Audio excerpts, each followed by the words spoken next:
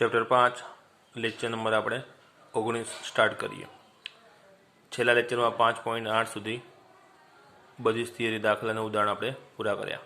હવે એના પછીથી આગળથી વધીએ। એમાં સૌ પહેલાં આપણે ઉદાહરણ નંબર 44 સ્ટાર્ટ કરીએ છીએ। ઉદાહરણ 44માં 3 રકમો છે આ પ્રમાણે 1, 2 અને 3। પહેલાં આપણે પહેલી રકમ લઈએ છીએ √3x + 2 + 1/√2x² + 4। ત્યારબાદ બીજી અને ત્રીજી રકમ અનુક્રમે આ પ્રમાણે છે। ચાલો આપણે ઉદાહરણ 44માં પહેલી રકમ અહીંયા લખી છે। એક્સના સાપેક્ષે આપણે વિકલન કરવાનું છે dy/dx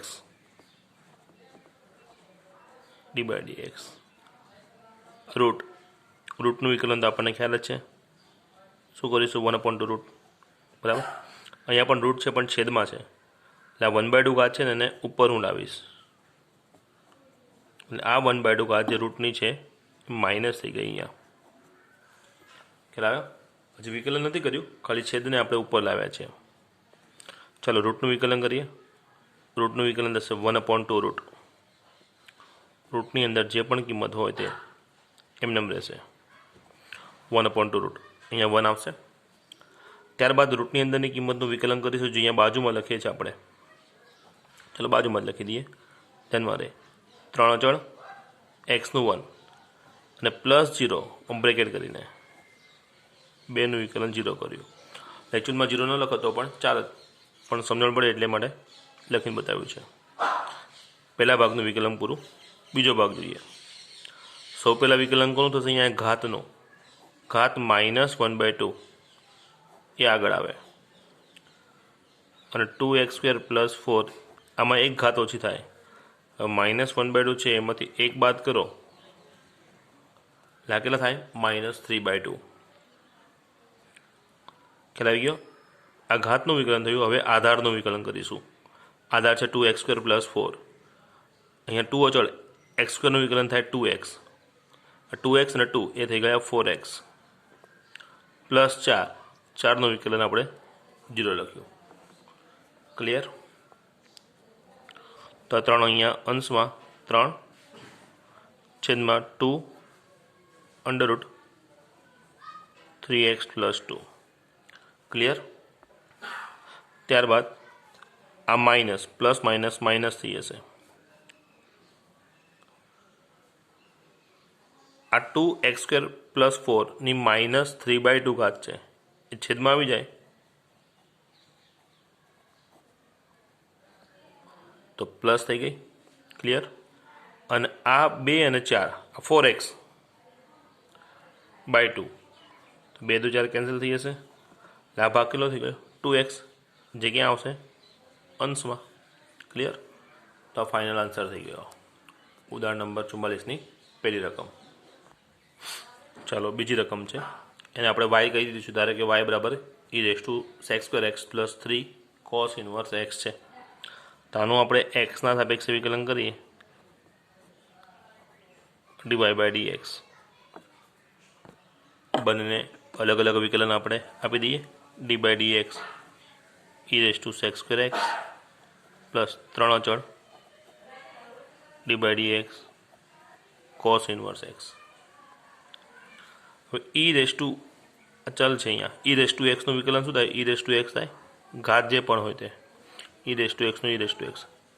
અને હવે ઘાત જે sec²x છે એનું આપણે વિકલન કર્યું। બરાબર? ચલો 3 તો અચળ, cos −1 નું વિકલન આપણને ખ્યાલ જ છે -1/√1 - x²। ક્લિયર? e⁻sec²x। હવે અહીંયા sec² માં પહેલાં ઘાતનું વિકલન થાય, ઘાત આગળ એક ઓછી, sec² માં 2 ઘાતનું વિકલન કર્યું, ઘાત આગળ એક ઓછી। અને હવે આધાર જે sec⁡x છે એનું વિકલન લખીશું। તો secનું વિકલન શું થાય? sec⁡x × tan x। Clear? Plus minus -3 -3/√1 - x²। વિકલન પૂરું થઈ ગયું। ફક્ત આ ગુણાકાર લખવાનો બાકી છે। અચળ 2 મેં આગળ લખી નાખ્યો, આ e raise to sec square x છે, sec x into sec x sec square x થાય into 10x minus 3/1 minus x square. આ ફાઇનલ આન્સર આનો. ક્લિયર?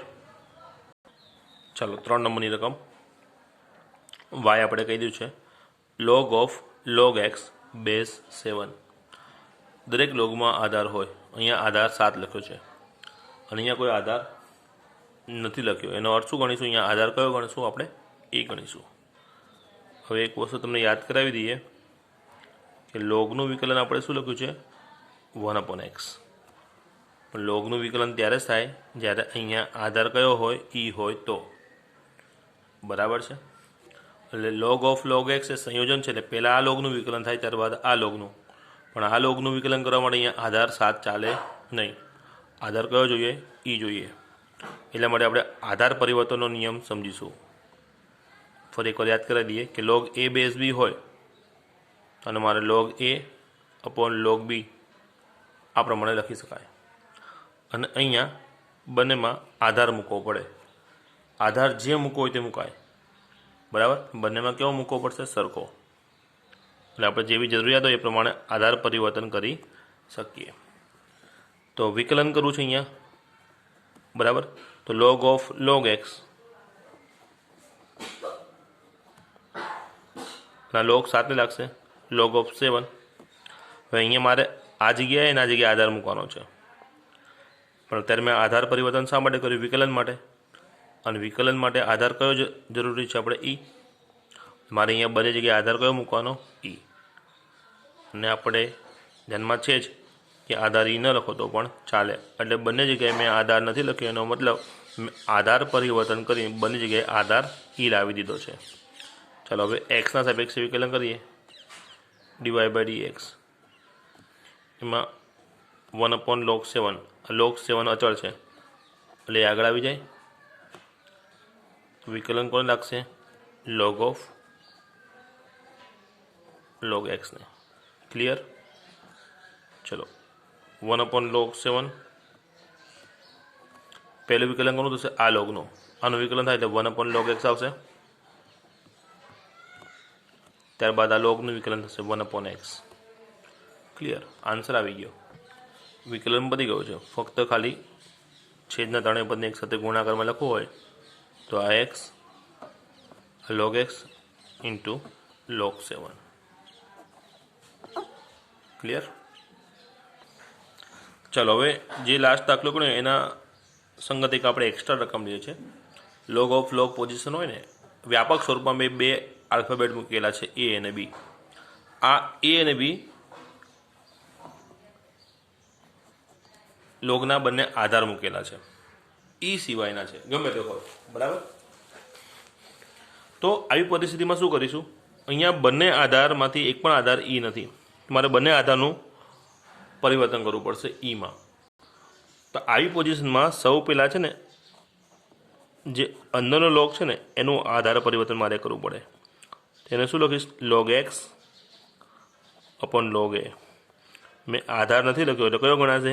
ઈ ગણાશે. ચલો જ્યારે અહીંયા આધાર બી તો છે જ. હવે આ પોઝિશન કેવી આવી ગઈ? log m upon n position થઈ ગઈ. log m upon n position શું થઈ જશે? log m minus log n.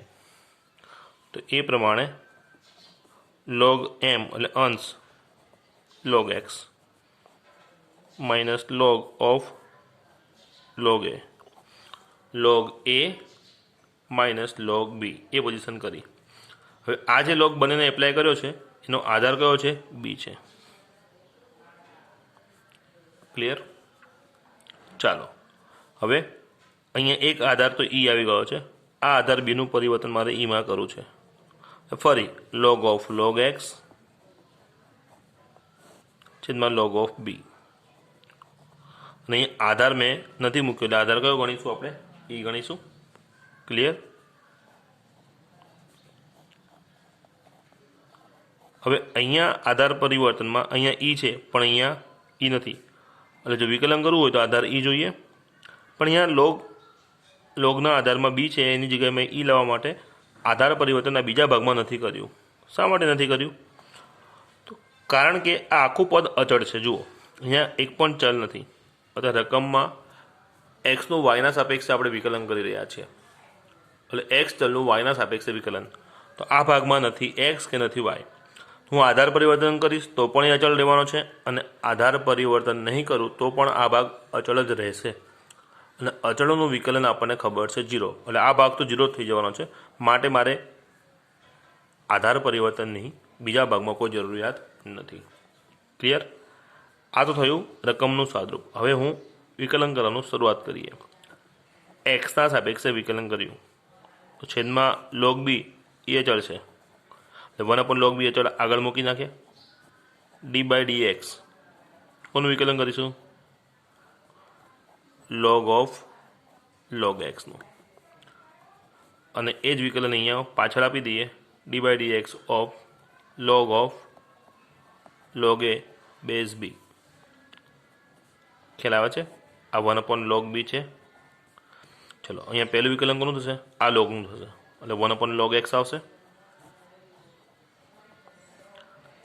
ત્યારબાદ આ લોગનું વિકલન આવશે, જે થશે 1/x. ક્લિયર? આ વિકલન પૂરું થયું. અને અહીંયા અચળ ભાગ છે આખો, એટલે અચળનું વિકલન તો શું થઈ જાય? 0. ક્લિયર? ફાઇનલ આન્સર શું આવી ગયો આપણો? 1/x log x log b. Clear? એટલે આ રકમ મેં વ્યાપક સ્વરૂપમાં ગણી છે. બરાબર? તો તમારે ધ્યાનમાં રાખવાનું, આ આપણો જવાબ છે. ધ્યાન શું રાખવાનું? log of logની કોઈ પણ પોઝિશન આવે રકમમાં, બંને આધાર એ અને બીમાંથી ગમે તે હોય, આધાર ઈ આપ્યો હોય કે ન આપ્યો હોય, બરાબર, આન્સર હંમેશા આ પ્રમાણે જ આવશે. એક્સ અને log x તો ફિક્સ થઈ ગયો. ઇન્ટુમાં શું આવશે? અચળ ભાગ log b આવે. log b એટલે કે કયો આધાર આવ્યો? જે બહાર આધાર છે b, તે અંદરના આધારથી કોઈ નિસ્બત નથી. એટલે અંદર આધાર 5 આપ્યો, 10 આપ્યો, 2 આપ્યો, 7 આપ્યો, ગમે તે, ડાયરેક્ટ આન્સર જ આવે. જો તમારે દાખલો ગણીને જવાબ લાવો છે તો તમારે આટલા સ્ટેપ કરવા જ પડે. પરંતુ આ પ્રકારની રકમ MCQમાં હોય તો તમે ડાયરેક્ટ હવે આન્સર લખી શકો છો. કઈ રીતે? માનો કે d/dx log of log x, અહીંયા આધાર 3 આપ્યો, અહીંયા આધાર 7 આપ્યો, તો આનો આન્સર શું આવે? x અને log x તો ફિક્સ સ્ટેપ જ છે, x × log x આ તો આવશે જ. અને એક અચળ ભાગ log આવશે. કયો? તો બે આધાર જે હશે ને 3 અને 7, એ પૈકી આધાર જે 7 બહારનો છે તે આધાર અહીંયા જવાબ તરીકે આવશે. કારણ કે અહીંયા વ્યાપક સ્વરૂપમાં આપણે સમજ્યા, બહારનો આધાર કયો છે? b. એ જ આધાર b અહીંયા જવાબમાં આવે છે. ક્લિયર? એટલે આ પ્રકારની કોઈ પણ રકમ હોય, જવાબ આ જ પ્રકારે મળે. બીજી એક પરિસ્થિતિ જોઈ લઈએ. d/dx of log x, અહીંયા આધાર 8 આપ્યો છે, અહીંયા આધાર ઈ આપી દીધો. હવે અહીંયા આધાર ઈ આપે કે ઈ ન આપે એનાથી કોઈ ફરક છે જ નહીં, આન્સર ફિક્સ જ છે, x × log x. અને કયો આધાર આવશે? અહીંયા જે બાદ આધાર હોય તે.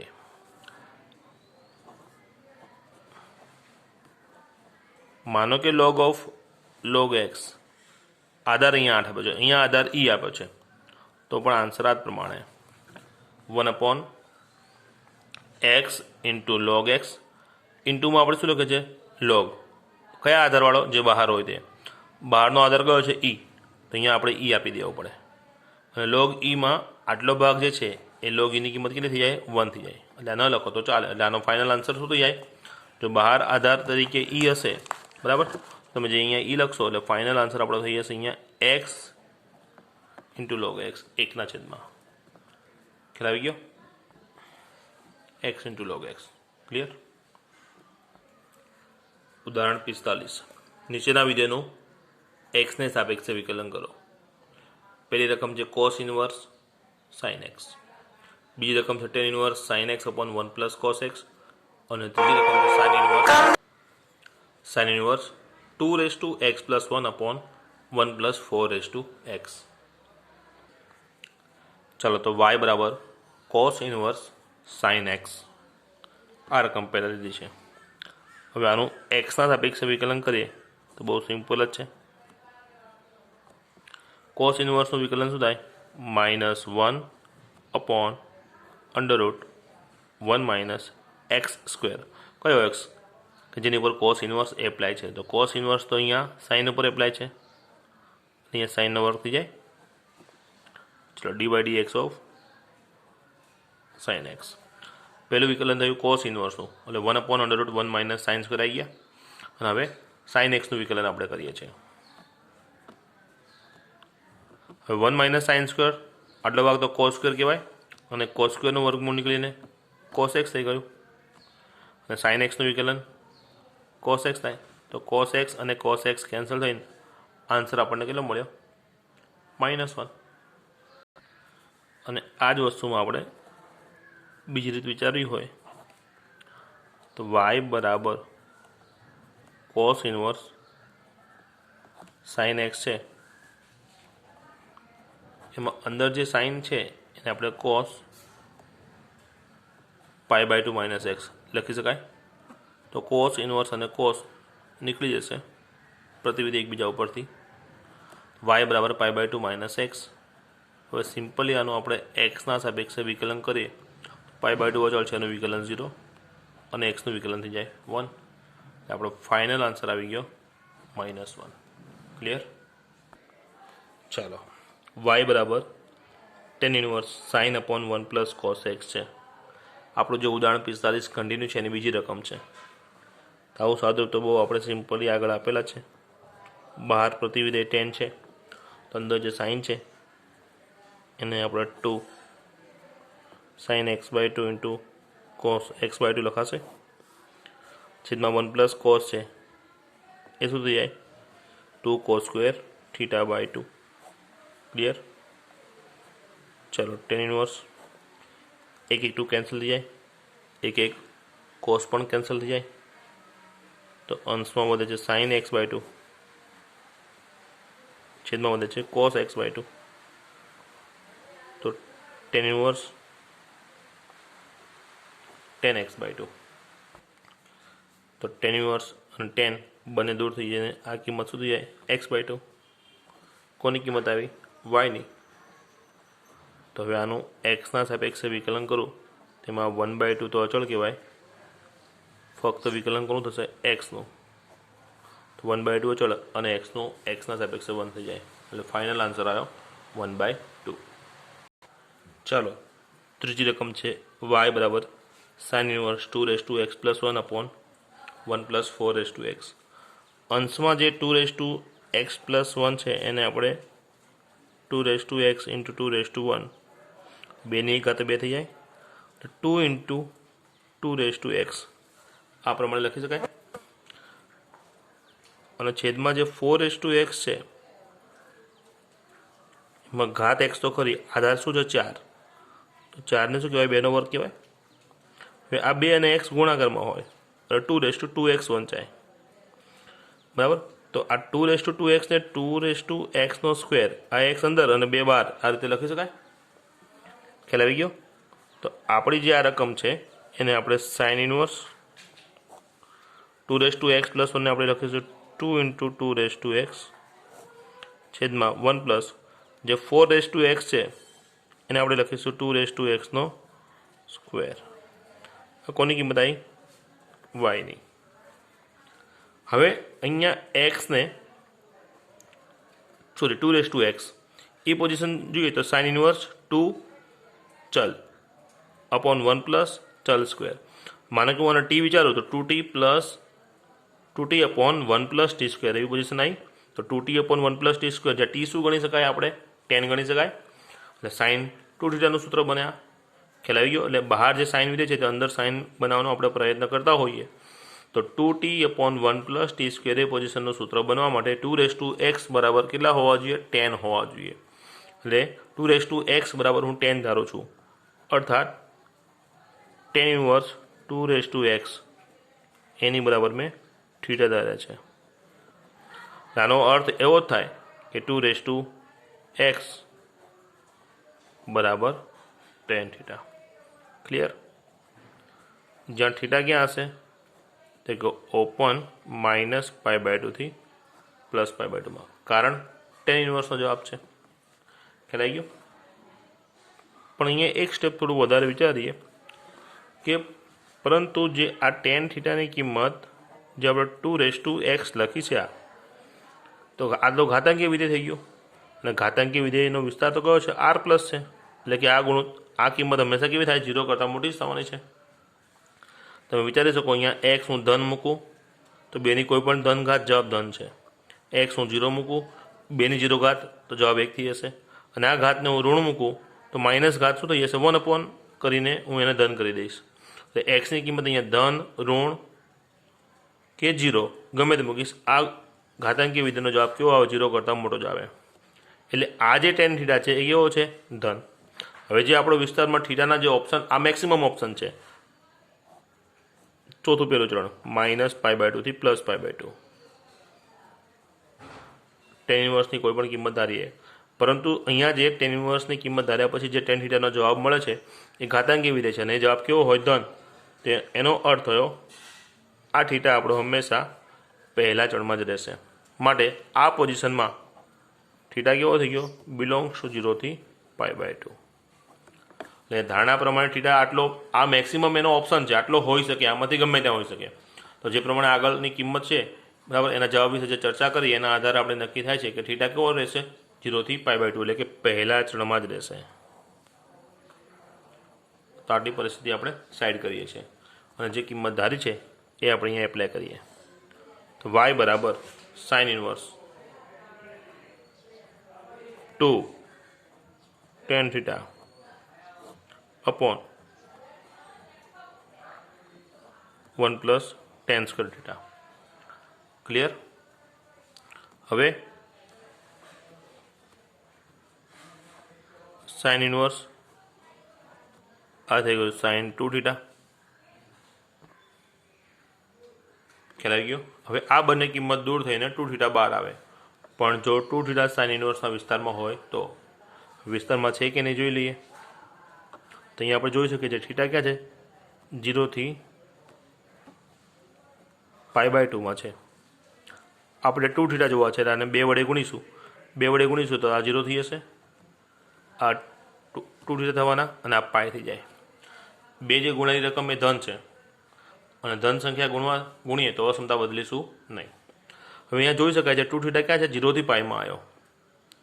હવે સાઇન ઇન્વર્સનો વિસ્તાર કયો છે -π/2 થી π/2.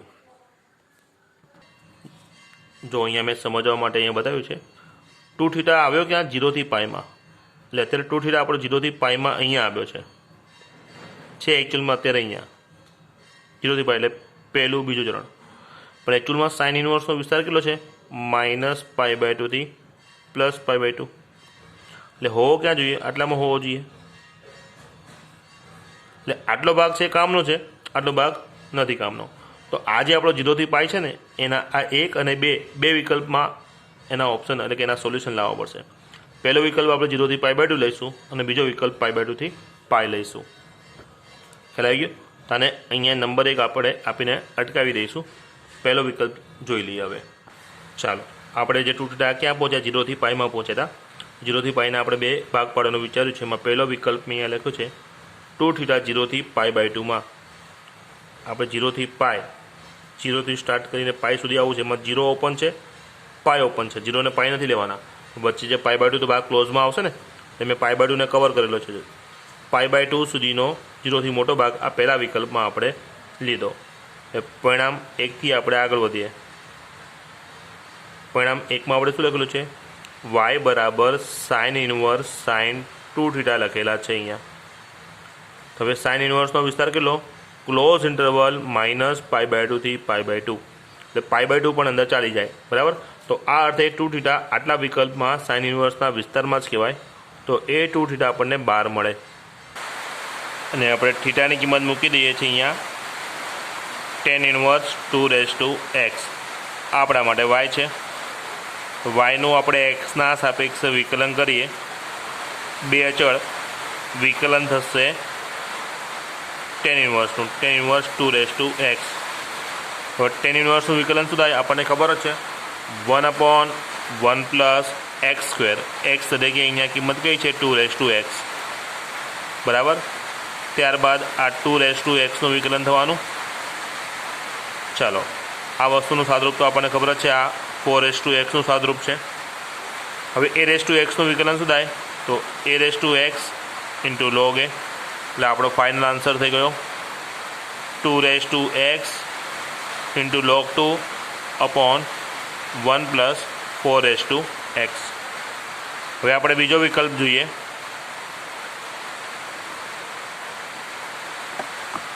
0 થી પાઈમાં આપણે 0 થી π/2 સુધીની ગણતરી કરી નાખી છે।